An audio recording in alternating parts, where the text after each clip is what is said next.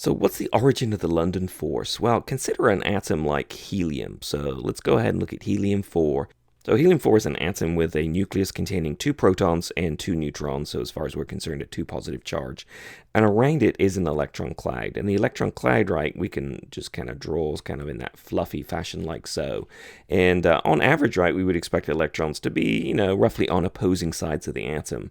And that's perfectly fine. But what we find is that over time, it is possible that those 2 electrons can find themselves on the same side of the atom. So there's just a chance, right, we get this instant in time that we refer to as instantaneous dipole. What do I mean by that? Well, I mean that I have got an atom now that has a negative end and a positive end. So the 2 electrons are on the right-hand side, so that'll be the negative end of the atom, and the 2 protons are on the left-hand side, so that's the positive end. And so I've got myself a dipole moment, an instantaneous dipole. Most of the time, right, the electrons are on opposing sides, but every now and again they're on both sides. So what's that going to do? Well, as soon as it finds itself next to another helium atom, let's see what happens.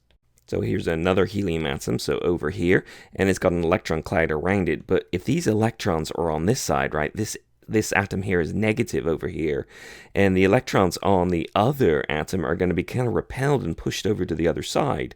So what we're going to find is that this instantaneous dipole is going to induce a dipole in an atom next to it. So the electrons are going to find themselves kind of more on the right than the left, and so that's going to create an instantaneous dipole moment, an induced dipole moment next to that instantaneous dipole moment. And what do we have here? Now we've got an attraction, so we've got this intermolecular force, and so we've got the negative end of one atom, and it has induced this other atom to have a positive end, and so now positives and negatives stick together. And of course, over time this collapses, so these electrons find themselves on the opposite side, so now it doesn't have a dipole moment. These electrons return back to the other side, and so that attraction disappears. But the interesting thing is that when it appears, it's always attractive. It's never repulsive.